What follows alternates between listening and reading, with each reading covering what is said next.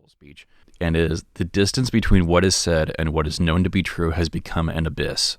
Of all the things at risk, the loss of an objective reality is perhaps the most dangerous. And I think the idea of what you see and what is true not being the same thing feels achingly painfully accurate to today. Yeah.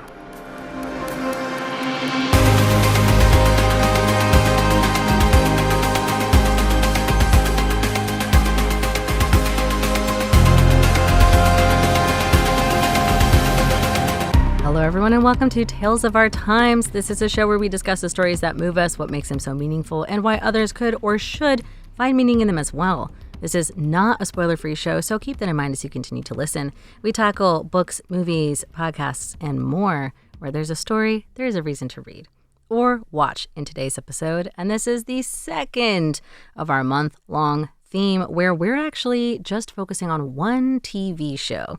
Not even one episode, one TV show. That's Disney's Andor, and looking at how it gives us a more realistic view of the world situation today than I think a lot of people expected, and especially how it clearly demonstrates these ideas of revolution and rebellion through a more realistic lens than we're used to seeing in a lot of fiction.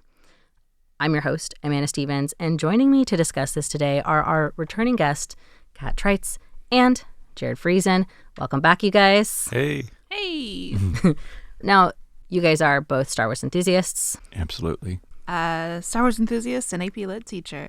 Star Wars enthusiast, creative writing major, art history minor, rabid consumer of like culturally relevant art. And we did discuss a larger overview of Andor in our previous episode. If you didn't hear that, this is one of the few times I would recommend you go back and listen to it. That's going to be the foundation for a lot of the discussions we have today. In the second episode, we're going to be looking at this idea that at the beginning of the episode, at least, I'm calling pathways towards revolution, because that is basically what this whole show is about, is one man's journey and the people that he meets along the way to starting or joining a budding rebellion against the empire that we see in the Star Wars franchise.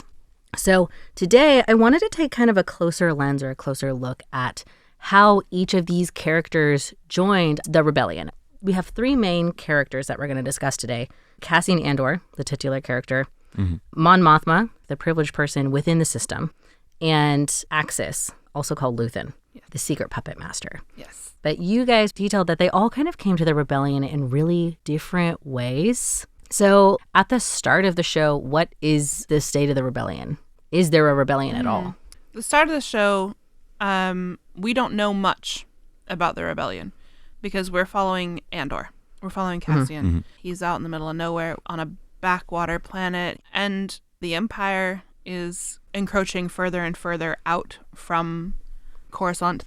The major capital where It's the everything capital. Yeah.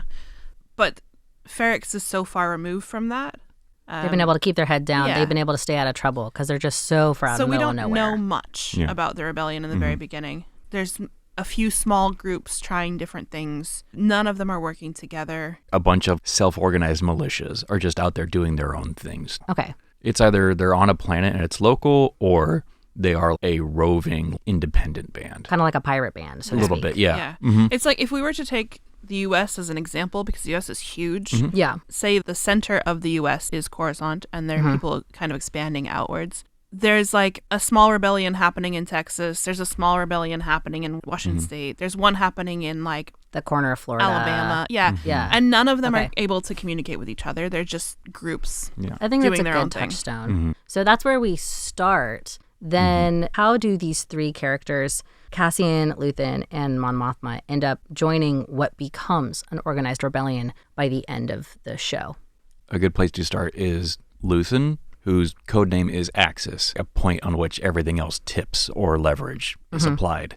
And I think that's him specifically. He is pushing things in directions that he feels would benefit these wider groups as a whole in ways he sees. He's the very big picture guy. Yes. Absolutely. But he is by himself with his Assistant. assistant partner. Their cover is running an antique shop in the capital, basically. Okay. Allows him to meet very rich people, allows him to meet Mon Mothma, but also he can then just dip out the back door On another adventure looking Yeah. for antiques. and then get down, boots in the mud, talking to guys who are going to hit an Imperial weapons depot or something.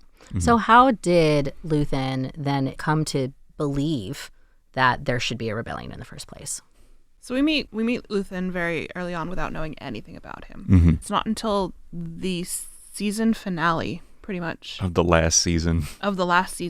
that we learn where he comes from through his assistant Clea. We learn Clea's planet was invaded by Imperial troops. She hid inside one of the ships. Luthen was a sergeant with the Imperial Empire. Yeah, with the Imperial troops. And he had taken refuge. He was avoiding the battle. He'd taken refuge inside the ship. I don't think it was a battle. It's really implied. It was really a massacre. It was a genocide. And he had taken refuge inside the ship. You can hear him saying, "Make it stop, make it stop, make it stop." He's not wanting to participate. Not so wanting he came to here be to do involved. this, but then as soon as it starts going off, probably is like, "Wow, this sucks. I hate this. I don't want to be involved." Yeah.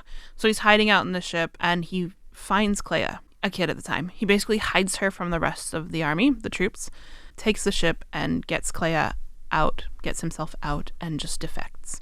His origin is like he's witness to this genocide, does not want to be involved, finds Clea, who's this small child at the time, and is like, I can do one thing right now, and takes her and gets her out. And so then it's like a string of independent terrorist activity from that point. Yeah. They're constantly on the move. They're constantly making hits. At one point, to kind of show how Clea has been there to like try to remind him to not lose that edge, because it's shown that he taught her that from a very young age as well. Okay. So they together are encouraging each other to like, don't lose your nerve and keeping each other, I don't want to say on the straight and narrow Driven. because that's the opposite, but yeah. I would keep the straight and narrow metaphor in that originally that was used to define there's only one way to do this thing. On the way, the This pathway is that they the both way. see forward. Kat, would you say there's one way out? Maybe I might This is say. an allusion to what we'll discuss as we keep going on. So it seems like Luthen's path is, I think, what a lot of people imagine, that it's like a sudden decision that's like, this is wrong and I can't be a part of this. Unusual, though, in that he defects from the Empire and then goes to the total opposite side. He's also not blatant about it right away. He's not standing up and facing the Empire. He is just one man who internally said, I'm going to do this, and has been doing it for about 15 years. Yeah. So who do you think is a good jumping off point to next? Mon Mothma or Cassian? Mon Mothma might be easier to jump into next. Okay. Yeah, they didn't name the show after her. They didn't name the show after her. She's a senator. When we first meet her, we learn that she is secretly funneling money to the rebellion. She's wealthy. And her younger cousin, who is like part of these groups. Deep involved, We meet Mon Mothma when the walls are starting to kind of close in, or it gets a little bit more uncomfortable to be up there that high. Because In her position. Yeah. But for the 1%, or like the privilege, like a senator in rebellion, is the IRS is looking into your space taxes. Okay. Some stuff's not making sense. Where's all the money going? And then, I have to open like basically a nonprofit with my old fling. Despite being married. It's more important to just have him be able to manage your money in a way that looks good, but can also have some kind of slide off the side for people. And then she has another question. Well, we need more money, so maybe you get your daughter into an arranged marriage with a man who's very wealthy and like has seedier connections than you do, but wants your respectability. Oh, like an old-fashioned marriage where Yeah. like He wants to be he connected wants a to the title, family. Yeah. but we want the money and Yes. the ability to just disappear Yeah. cash. But like for a privileged white woman in Star Wars, the price of rebellion is participating in space patriarchy. Yeah. You know, that's a good point, actually, now that you pointed out. Yeah, put your daughter into an arranged marriage. The way that she got put into one. 'Cause she's to also in an continue arranged marriage. one system you may dislike. The beginning of the end is this arranged marriage. The family connection starts to fray, and that was really a lot of Mon Mothma's motivation was her family. And her strongest connection at that point after this moment is with Vel, who Her cousin. is very much in the rebellion. In fairness, she is very human-centered. She cares deeply about people. She has a really big humanitarian drive in her. Yes, Yeah. thank you. She's the one who's like really driven to show that the Empire is not doing the things that it says it's doing. It's lying. Yeah. This would be the person to like, she would get into the history book. She would be like a Thomas Jefferson figure when this is all said and done. Yeah. And it is fun to see the friction then in Which the it kinda story of does. working with Luthen, who is very much like, we have to cut the compromising thing out of your life, whether Yes. that's people, whether that's connections. And to someone as principled as her, it is a really big struggle. Like, what are your lesser principles? Your daughter getting married to who she wants, how does that measure against a planet that's going to be strip mined by the Empire? For her, it means participating in systems that she doesn't like, but towards a greater good, rather than as compared to Luthen, who's like operating in the shadows because of where he is. While for her, she's being a public face for the shinier side, you might say, of like what revolution would be. Kind of like, think about the children. Okay. And eventually she does have this point of no return where it's like, the Empire just doesn't care anymore, and we will start arresting senators for speaking out. And she has to make a choice. That is no more like, can you stay in this life and get arrested, or leave and keep doing good? Yeah, and she's the only senator who says anything against the genocide in Gorman. You guys both did mention this as like one of the most moving parts Absolutely, of the whole show. Is there any like one or two lines you'd like to drop from it? Because I see you both getting earphones. Yes. Just before we skip over to Andor. It's such a good speech. Don't worry, I can pare it down. It comes right in the middle of it, right in the thick of like this whole speech, and it is, the distance between what is said and what is known to be true has become an abyss. Of all the things at risk, the loss of an objective reality is perhaps the most dangerous. Because the Gorman massacre in the show was staged by the Empire to frame Gormans at a peaceful protest by killing an Imperial cop, and then on all of like the space news channels being framed as an act of aggression by Gorman. And the Empire's left with no choice but to suppress this violent uprising. And I think the idea of what you see and maybe what is true not being the same thing feels achingly, painfully Accurate to today. yeah.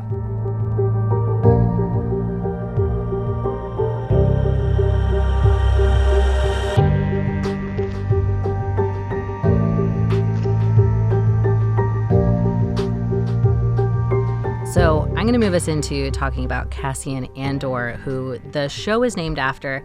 And I think it's good to save him for last because I also feel like his pathway into joining the rebellion is like how the majority of people might find themselves slowly on one side of these conflicts, which is that it's a buildup of many things. It's not one critical moment when I suddenly decided I hate the Empire.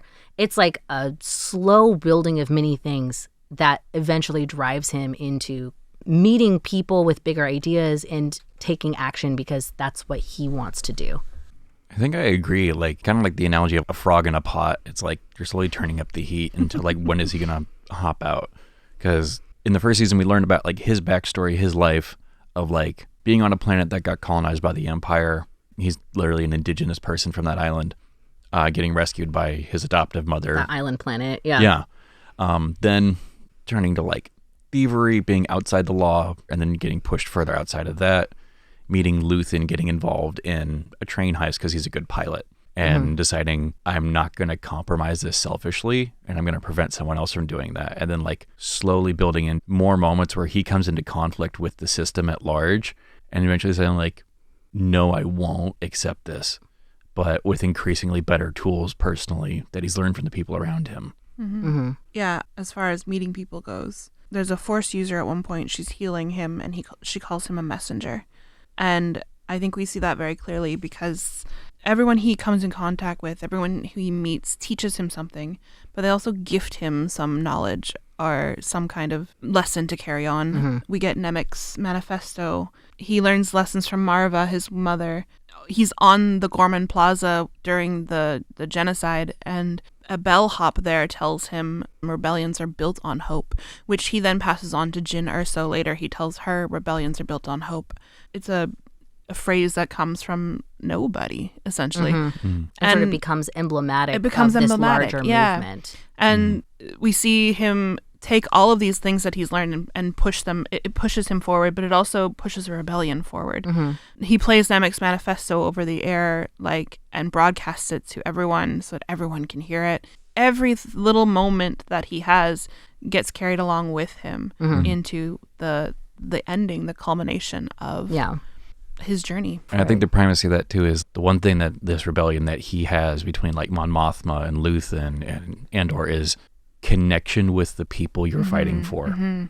He establishes these relationships and people don't. And I think that's a very fun callback they have at the end. The safe password when he's meeting Mon Mothma is, I have friends everywhere. Because at this point now, he does or did have friends everywhere. I think they all meant it ironically, but the show shows that that is it's very true. So these kind of series don't exist in a vacuum. It's reflective of the world that we see around us. Absolutely. And I think we can see some of these characters reflected in this show. So I wanted to close by asking you guys, how do you feel that the show really reflects a moment that a lot of people are living through right now? The obvious answer is that we see what's happening worldwide, but especially right now in the U.S. And it's scary to watch from this side of the world because I feel very helpless. Much sometimes. like a lot of characters in the show. Much can feel like helpless. a lot of characters in the show, we feel helpless. And you kind of look at things that are happening and you watch the show and you're like, I feel like I've seen that happen in the news in the last week. Right. And it hits very, very close to home. And so watching these characters and have them go through these like evolutions. Their evolution. And some of them are incredibly reluctantly. Like, they don't want to be doing this. Even the titular character, even as Andor. we discussed. Andor does not want to be and doing he this. doesn't have a watershed moment. It's not suddenly, I've decided to join the rebellion. It's Well, after a even lot of grief. up until like 2 episodes away from the finale, he's like, okay, I'm going to leave now. Yeah. You know, Not it's bought never, in. there's never a moment when Andor is like, this is my life now. I'm going to be a revolutionary and we're going to da-da-da-da-da. And so I think that's relatable to a lot of people. Because it's scary to think about this idea, and especially when it's branded, if we were to use the United States again as like an example, but not just the United States. There's been a lot of uprisings and a lot of youth-led uprisings in countries just in the end of 2025, branded as rebellion, revolt, and these words that could be very scary because it implies a lot of danger, and there is danger in these ideas as well. And we've talked a little bit about how scarily the show reflects an actual fascist empire like Nazi Germany. Or as Jared brought up, also colonial powers in North America. A lot of worldwide colonial powers, right? So there's a lot of moments where you watch it and you're like, this feels like a call, and I don't know how to answer that call. It is, I think, encouraging though too that like there are things that can be done though. Yeah, absolutely. It does give you the hope of like things that can be done too. A character we didn't have time to talk about, and I won't really name here, but has a really poignant speech that stuck with me that I feel like is happening in this moment. He's an old revolutionary, and he's like, we're the thing that ignites when there's too much friction in the air.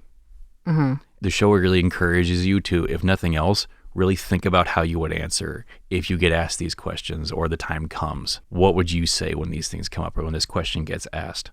And I think even just prompting people to think about that is a very valuable thing at these times too, when it's easy to say, well, it hasn't happened to me. And especially as we just talked about, like a lot of these characters from very different pathways. One from somebody who could ignore it because they live in a place of privilege. They don't have to get involved if they just put their head down. Another from somebody who could have also tried to ignore it as like a soldier or just follow orders. As we have heard many times, I'm just following orders. And then a third one, the titular character who just kind of eventually realizes that through many small actions, they might have already joined the rebellion. And not even coming from a place of wanting radical change, but honestly, in a lot of it, just trying to exist and realizing like the only option for me to do this has become to be a member of this rebellion. So we'll be continuing this conversation with our next episode coming up, where we're going to do more of a focus on how we decide who is a role model. If you haven't already, I would encourage you to watch the show to have more context for what we talk about. But in the meantime, thank you so much for listening to us here on Tales of Our Time, here on Radio Taiwan International. I was your host, Amanda Stevens, with my guests, Kat Treitz and Jared Friesen. And we were discussing Andor, and we'll be back with more on that next time.